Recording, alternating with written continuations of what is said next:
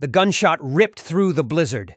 A single sharp crack, and then the sound was gone, eaten by the howling wind.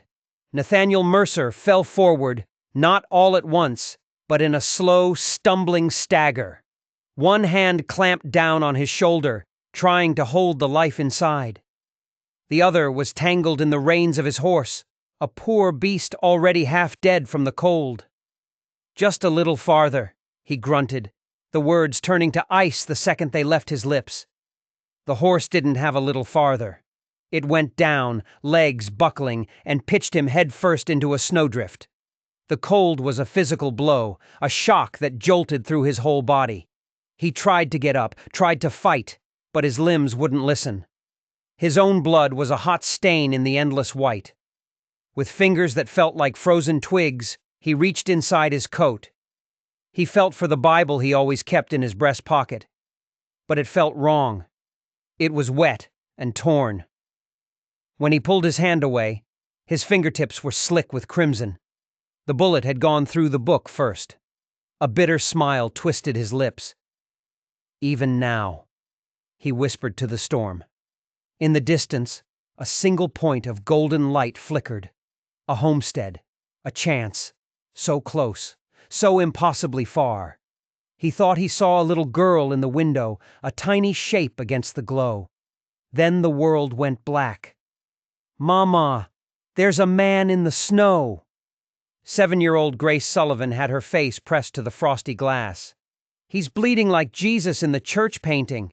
Her mother, Hannah, didn't look up from the stew she was stirring over the fire. Hardship had etched lines around her eyes, but it hadn't touched the strength in her gaze. "Grace, get away from the window. No one's out in this storm." "But I saw him, Mama. His horse fell down and he's not moving." Hannah hesitated. She glanced at the rifle mounted over the door. Her husband Joseph's rifle. He'd been gone 2 years, but in moments like this, she still felt his absence like a missing limb. Her 12-year-old son, William, came into the room, his eyes serious, just like his father's. "What's wrong?" "Grace is seeing things," Hannah said, but her voice wasn't steady. "I'm not!" Grace insisted. "He's got blood on him. He needs help." That was it. Hannah crossed to the window and peered into the swirling white. At first she saw nothing but the storm. Then a dark shape took form. A horse. A man.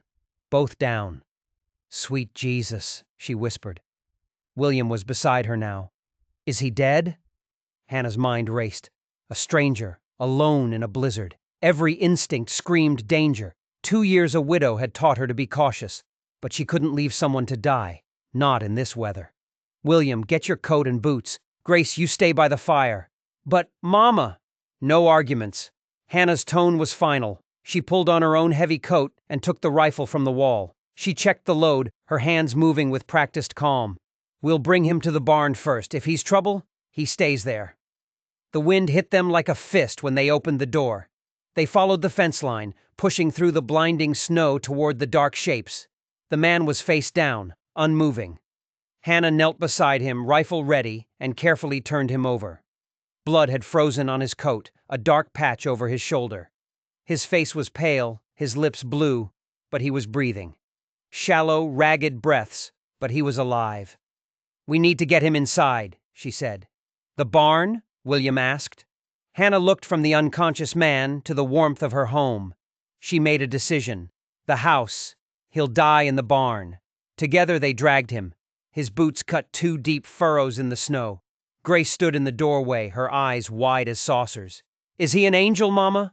"No, sweetheart. Just a man who needs our help." They laid him on the cot in Joseph's old study. As Hannah cut away his coat, something heavy fell from an inside pocket. A Bible. Its leather cover was mangled. A bullet had torn right through it. She picked it up. The pages were stuck together with frozen blood. But the damage wasn't random. The bullet had been stopped by Psalm 91, the verse Joseph used to read to them every Sunday night. "For he will command his angels concerning you to guard you in all your ways." A chill went down her spine that had nothing to do with the cold. She set the Bible aside and saw something else, a folded piece of paper tucked in his coat. She unfolded it. It was a wanted poster, a crude drawing of a bearded man. The name printed below was Silas Quinn. Reward, $500. Wanted, alive.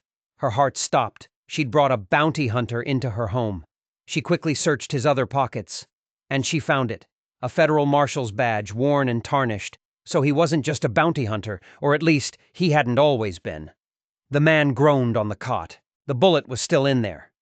She could see where it had gone in, just below his collarbone. It had to come out. "William," she said, her voice steadier than she felt.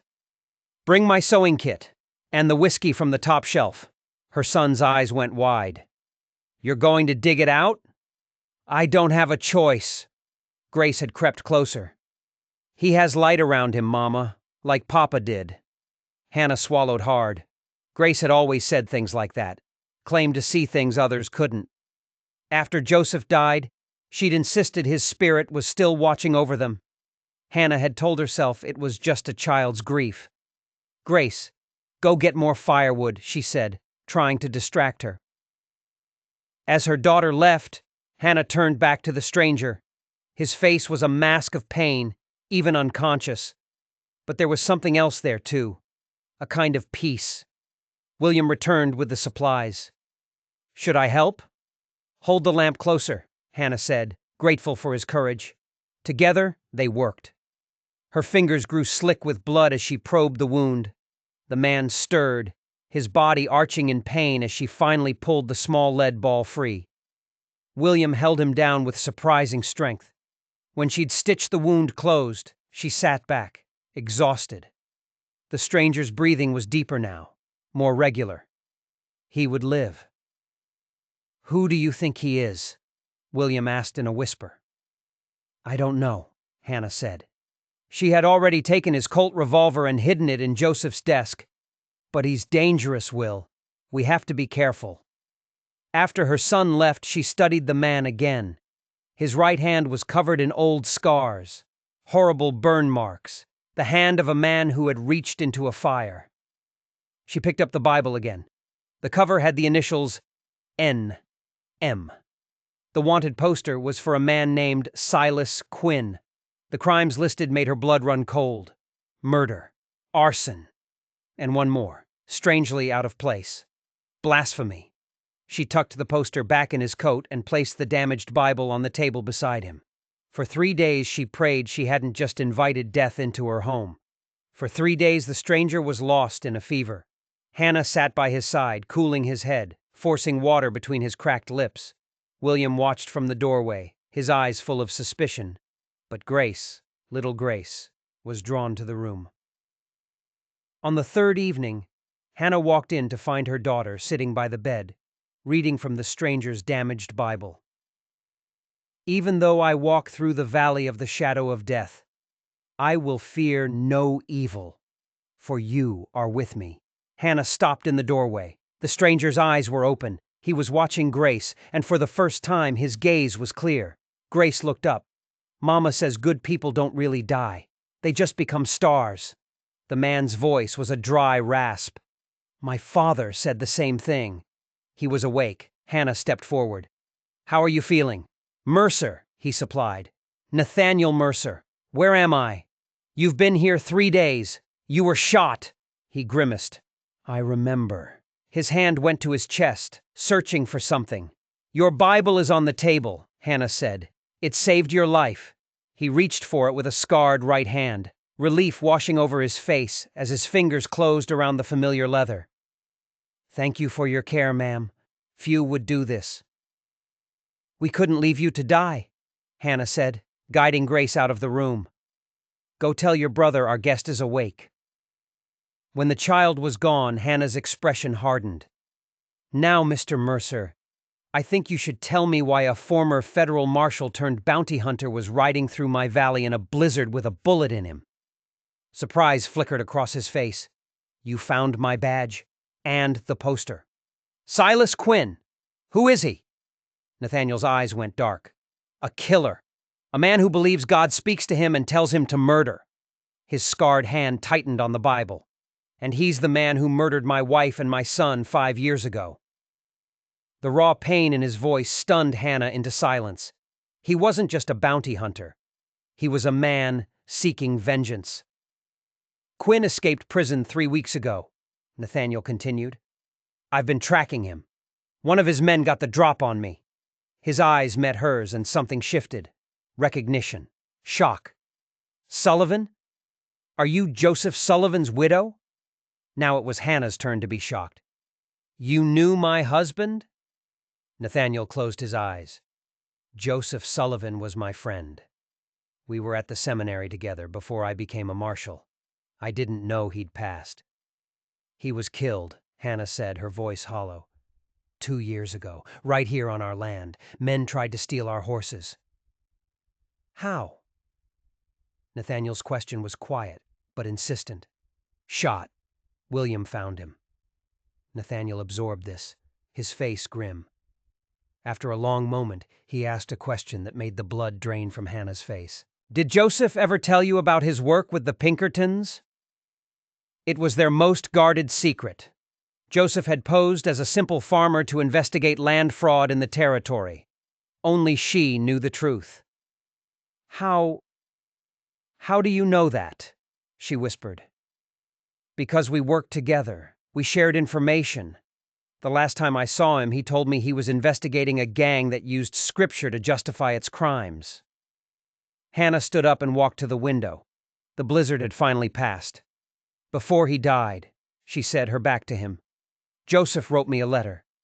He said if anything happened to him, I should only trust one man, an old friend named Nate.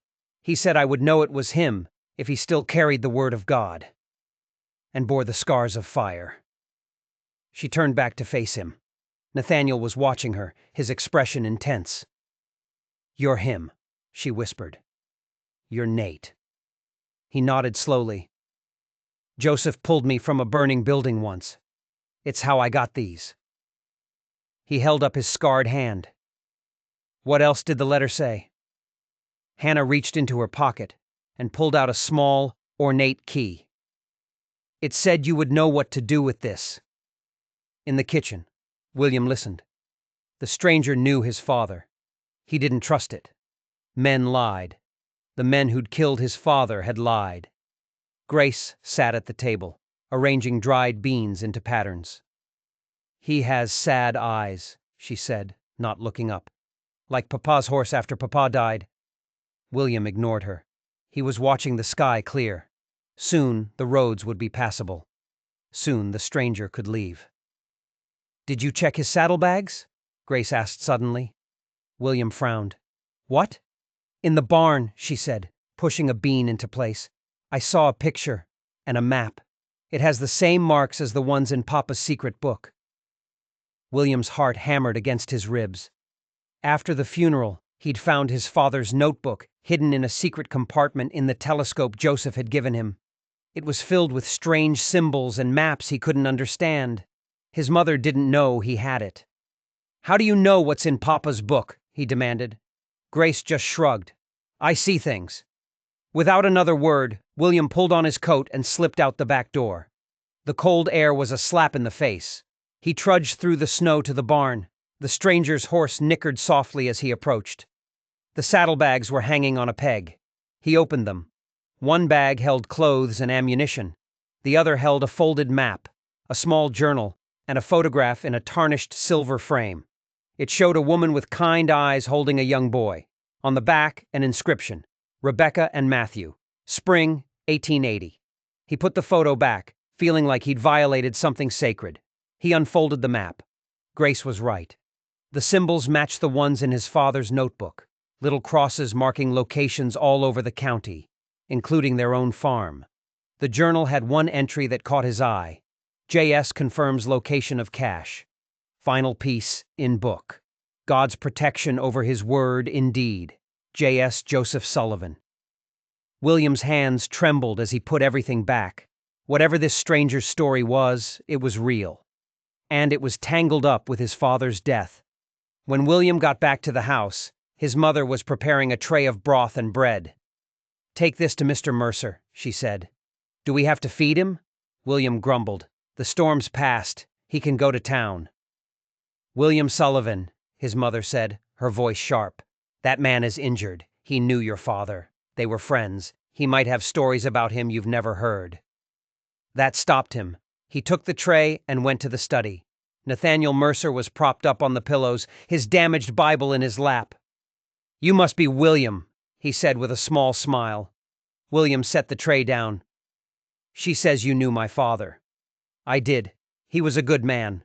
Nathaniel's voice was warm, stubborn, principled, terrible at cards. He paused. He talked about you all the time. William swallowed past the lump in his throat. He pulled his father's silver pocket watch from his pocket. He gave me this, said it would help me watch over Mama and Grace. His father's watch, Nathaniel said. He valued it greatly. I think there's something inside it, William said, blurting it out. Something about the map and the marks. Nathaniel went very still. What makes you say that? William made a decision. He ran to his room and came back with the secret notebook from his telescope. He handed it to Nathaniel. Nathaniel opened it, his eyes widening as he scanned the pages. Where did you find this? In my telescope. Papa put it there. William moved closer. What does it mean? It means your father was very brave, Nathaniel said, his face grave. He was tracking a cache of stolen Civil War weapons, enough to arm a small army. He believed a gang was planning to use them. Is that why he was killed? I believe so, Nathaniel said. I think he left clues to the location of the cache, broken up to keep them safe. This notebook is one part. The map in my saddlebag is another. William's eyes widened. You looked in my saddlebag. The corner of Nathaniel's mouth twitched. You looked in mine. Grace told me to. A small smile formed on William's face. If you're going after the man who killed my father, I want to help. The best way you can help, Nathaniel said gently, is to protect your mother and sister. And trust me, to finish what your father started. Just then, Grace slipped into the room. She climbed onto the edge of Nathaniel's bed and pointed at his Bible. You still pray, even though you're angry at God, she stated. Nathaniel blinked. What makes you say that? You say prayers in your sleep, but your eyes are sad when you look at the book. She reached out and touched the bullet hole. Are you going to stay and be our new papa? Grace! William's face was on fire. I'm just passing through, Nathaniel said, his voice carefully neutral. Hannah appeared in the doorway. Grace Sullivan, are you bothering our guest? As his mother led his sister away, William watched the two adults. His mother's cheeks were flushed. Nathaniel's eyes followed her every move. Maybe Grace wasn't so wrong. Something had changed in their house. For the first time in 2 years, William felt a flicker of hope. That night, Hannah stood on the porch, breathing in the cold, clear air. The world felt new, washed clean by the storm. The door opened behind her. It was Nathaniel, wrapped in Joseph's old coat. You shouldn't be up, she said, but there was no force in it. He came to stand beside her at the railing. William showed me the notebook, he said. He's been carrying so much since Joseph died, Hannah's voice caught. He found him, you know, out by the north fence. They stood in silence for a moment. The notebook confirms it, Nathaniel finally said. Joseph found the weapons cache. He divided the map. The notebook has coordinates. My map has landmarks. And the final piece is in his letter to me, Hannah finished. The one mentioning you. May I see it? Inside by the dying fire, she retrieved a small wooden box and handed him the folded letter. He unfolded it carefully. At the bottom, Joseph had written, Trust Nate only if he still carries the word of God and bears the scars of fire. The key I left you opens more than just a lock. Genesis 45:5. Genesis 45:5, Nathaniel murmured, reaching for his own Bible. He found the passage. And now do not be distressed or angry with yourselves because you sold me here, for God sent me before you to preserve life. What does it mean? Hannah asked. Nathaniel's eyes lit with understanding. He took William's pocket watch from the table. On the back, almost invisible, was a tiny keyhole. "The key," he said. "Do you have it?" She pulled the small brass key from a chain around her neck. Their fingers brushed as she handed it to him. He inserted it into the watch. With a soft click, a hidden compartment sprang open. Inside was a tiny folded piece of paper. He unfolded it. It was a detailed map of an area just north of their farm. "This is it," he breathed. "The final piece." He laid all three pieces on the table: his map, Joseph's notebook, and the map from the watch. Together they showed the location of the cache, an abandoned church, 10 miles north. "Quinn must have known Joseph found it," Nathaniel said grimly. "That's why he was killed." "And now Quinn is free," Hannah whispered. "Will he come here?" Nathaniel's face was dark. "It's possible, which is why I have to leave. Draw him away from you." "You're in no condition to travel," she protested. "I've ridden with worse." He started gathering the map pieces. "Quinn is not a man to underestimate. He believes God commands him to cleanse the land of sinners." Hannah placed her hand over his, stopping him. "Nathaniel, you don't have to face this alone." He flinched at her touch, staring at their hands before meeting her eyes. "I've brought enough death to those I care about." "Is that what happened to your family?" she asked softly. Pain, raw and unfiltered, crossed his face. "Quinn targeted them because of me. I was getting too close. I was away when he burned our church, with my wife Rebecca and my son Matthew inside." His voice broke. "I was their protector, their shepherd. I failed them." His voice was a raw whisper. What kind of minister watches his family burn and still believes in a loving God? Hannah's eyes filled with tears. "The kind who still carries his Bible even when he doubts," she said. "The kind who prays in his sleep." He looked startled. "Grace told me," she explained. "Joseph believed in you, Nathaniel. That's enough for me." For a moment, something flickered in his eyes, a spark of his lost faith. Then he gently pulled his hand away. "Thank you for your kindness, Hannah, but when the road's clear, I'll be on my way." After she left, he sat alone, staring at the map. His scarred hand traced the bullet hole in his Bible. "What are you trying to tell me, old friend?" he whispered into the quiet room. "Why bring me here?" The only answer was the crackle of the fire. But for the first time in 5 long years, Nathaniel Mercer felt something other than vengeance. He felt a flicker of hope. The snows began to melt. Roads that had been impassable became muddy tracks. Nathaniel's shoulder healed, and with each day his strength returned. He started helping around the farm, mending harnesses, splitting wood, simple acts that eased the weight of being a burden. One morning he was in the barn with William, showing him how to properly stitch a broken harness. "My father," William said, his voice quiet. "He was teaching me about the stars. Said a man needs to know how to find his way home." "That sounds like Joseph," Nathaniel said with a sad smile. He could name every constellation. "Did God take my father away?" the boy asked, his eyes searching Nathaniel's face. The question hit Nathaniel like a physical blow. It was the same question he had been asking himself for 5 years. "I don't believe God takes people, William," he said carefully. "I believe he receives them, often too soon for those of us left behind." "But why didn't he stop the bad men? Papa said God protects good people." "I've asked myself that same question many times," Nathaniel admitted. "When my wife and son died, I was angry with God. I still am some days." William looked surprised. "But you were a minister." "Even ministers have doubts," Nathaniel said, handing the mended harness back to the boy. "Your father had a stronger faith than I ever did. He believed that even in tragedy, God has a purpose we can't always see." "Do you believe that?" William asked.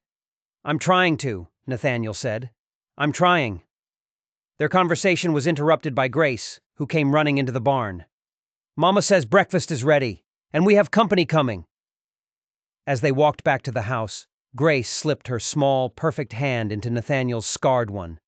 The simple, trusting gesture made a lump form in his throat. Hannah was waiting on the porch. "Company?" Nathaniel asked. "Reverend Edwards from town," she said, a hint of worry in her eyes. "He heard we had a visitor. Apparently he's heard of you." Reverend Thomas Edwards arrived in a well-maintained wagon, a prosperous, portly man dressed in the simple black of his calling. His voice was warm, but his eyes were cold and calculating. "Mrs. Sullivan," he said, bowing his head slightly, "and this must be Mr. Mercer. Your name is familiar to me."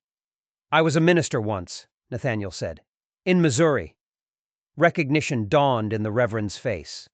Nathaniel Mercer, of course. The marshal who lost his church in that terrible fire. A great tragedy. He accepted a cup of coffee from Hannah. "Though I must say, Mrs. Sullivan, some in town find it unusual. A widow, housing a single gentleman." "Mr. Mercer was a dear friend of my husband's," Hannah said, her voice like steel. "Of course," Edward said smoothly. He turned to Nathaniel. "And what are your plans? Will you be staying long?" "As soon as I'm fully healed," Nathaniel said, meeting the Reverend's gaze. "I have unfinished business to attend to." "I see." Edward sipped his coffee. After a moment, he asked Hannah if he could have a private word with Nathaniel. When she was gone, his friendly demeanor vanished.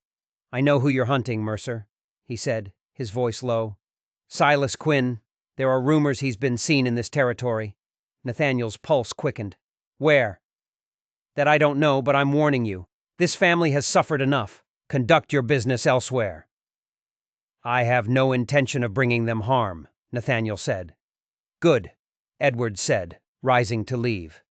"Mrs. Sullivan is a respected member of our community.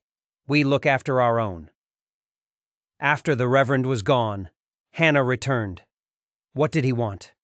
"To warn me away from you," Nathaniel said honestly, "and to tell me Quinn has been spotted nearby." Hannah went pale. "Here? How close?" "He didn't say, but it means I need to leave. Soon." He stood up, his face set. "I've imposed on you for too long. I won't risk bringing Quinn to your door." "You're not fully healed," she protested. "Healed enough." He met her worried gaze. "Hannah, I won't risk it." She studied his face, then nodded. "At least stay through Sunday. The weather is supposed to turn again. You'll need provisions." He agreed. Sunday, then. Neither of them said what they were both thinking. They needed time. Time to decide what to do about Joseph's map and the terrible secret it held. That afternoon, Nathaniel walked to the north edge of the property, to the spot where William had found his father's body. There was no marker, but he could feel the weight of the place. "What am I supposed to do, Joseph?" he murmured to the wind. Finding Quinn was simple when it was just about revenge. But now there was Hannah, and William, and Grace. He knelt in the mud, and for the first time in 5 years he truly prayed. Not the memorized words from his past, but a raw, halting plea. "I don't know if you're listening. I don't know if you care. But Joseph believed you did, and Hannah still does. So if you're there, help me protect them. Show me the way." The only answer was the wind. As he stood up, he saw Grace watching him from behind a tree. "Were you talking to God?" she asked. "I was trying to." "Did he answer?" "Not in words," Nathaniel said. Grace nodded, as if that made perfect sense. "He mostly talks in feelings, and pictures, like in dreams." She stepped closer. "Are you going to leave us? William says you're going to hunt the bad men." "I have to find the man who hurt my family," he said gently. "Is he more important than us?" The question hit him like a stone. He had no answer. Grace's little shoulders slumped. "That's what William said. He said men always leave." Before he could respond, she threw her arms around his neck, hugging him tight. "Please don't die like Papa," she whispered. He held her small, trembling body, and something inside him that had been frozen for 5 years began to crack. "I'll be very careful," he promised, his voice rough with emotion. "And I'll come back." "Cross your heart?" she asked, pulling back to look him in the eye. "Cross my heart." As they walked back to the farmhouse, hand in hand, he found himself thinking about the future, about planting new apple trees in the spring, about staying. It was a dangerous thought, a thought that would make leaving all the more painful. On Sunday morning, they rode to town for church. The small community of Redemption Springs watched them with open curiosity. A well-dressed man whom Nathaniel recognized as Mason, the cattle rancher Hannah had mentioned, stepped forward to block their path.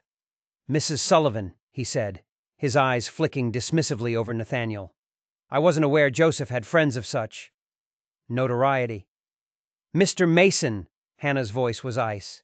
"May I present Mr. Nathaniel Mercer?" The service was a trial. Reverend Edwards delivered a sermon on the prodigal son, his eyes repeatedly finding Nathaniel in the back pew. "Even those who have strayed furthest from God's path can find their way home," he boomed from the pulpit. It felt less like an invitation and more like a threat. After the service, they dropped the children off with Mrs. Whitaker, an elderly widow who promised them cinnamon cookies. As they were mounting their horses, Reverend Edwards approached. "I understand you're riding out today, Mrs. Sullivan," he said. "Just to check the north fence line," Hannah replied smoothly. "Indeed," the Reverend said, his gaze shifting to Nathaniel. "Well, do be careful. The northern reaches can be isolated."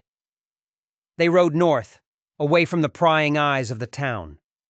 The trail led them into rugged, empty country. After several miles, Hannah pointed to a ridge. "The church is just beyond there."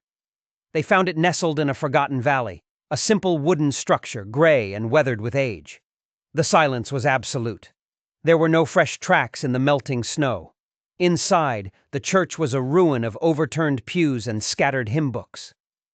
"The cellar entrance should be near the pulpit," Hannah whispered, consulting Joseph's notebook. Nathaniel ran his hands along the carved wooden panels of the pulpit. His fingers found a small, hidden indentation. He pressed it. A section of the floor beside the pulpit shifted with a low groan. They lifted the trap door. A set of narrow stairs descended into blackness. "I'll go first," Nathaniel said, taking the lantern. "Stay close." The cellar was damp and musty. He raised the lantern, and its light fell upon a stack of wooden crates against the far wall. At least 20 of them, stamped with faded military insignia. "My God," Hannah whispered behind him. Joseph was right.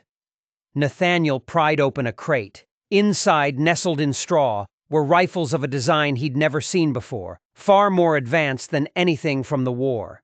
It was enough firepower to start a war of their own. "We have to destroy them," Hannah said. "Seal the entrance." A new voice echoed from the top of the stairs.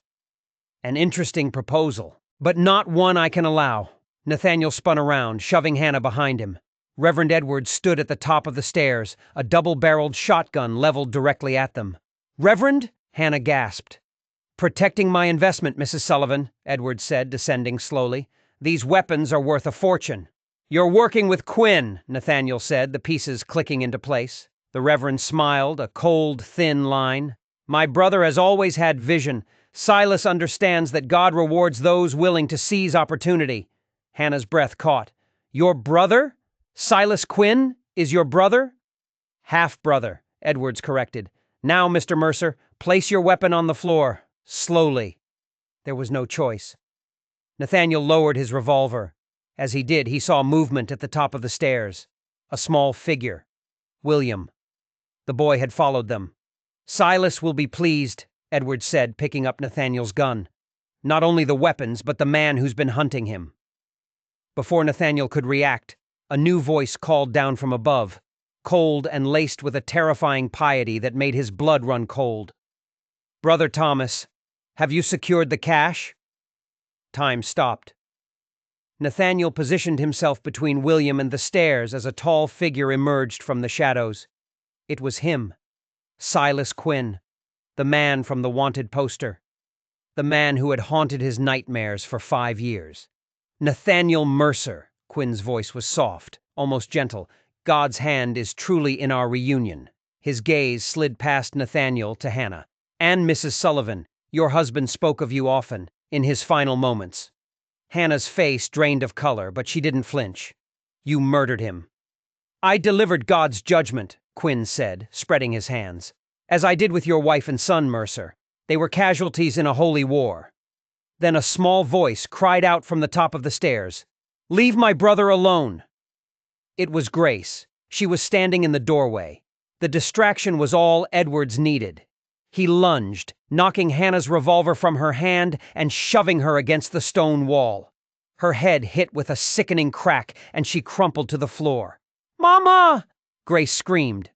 Nathaniel fired the shotgun at Edwards, but the Reverend had already dodged. Quinn drew both his revolvers with blinding speed, one aimed at Nathaniel, the other at Grace. "Drop your weapon, Mercer, or the girl dies." From behind a stack of crates, William emerged, his father's rifle raised. "Leave my family alone!" His shot went wide, but it was enough.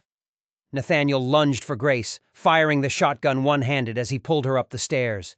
The church groaned around them. The shotgun blast had weakened an ancient support beam. The entire structure was coming down. "William, come on!" he yelled. The boy scrambled up the stairs as the ceiling began to collapse. "Take your sister to the horses!" Nathaniel shoved the shotgun into William's hands. "I'll get your mother!" He plunged back into the dusty, collapsing cellar. He found Hannah's limp form and gathered her into his arms, ignoring the searing pain in his wounded shoulder. Quinn and Edwards were escaping through another exit on the far side of the cellar. "This isn't over, Mercer!" Quinn yelled through the chaos. "God's judgment follows you!" Nathaniel struggled back up the stairs as the entire floor gave way.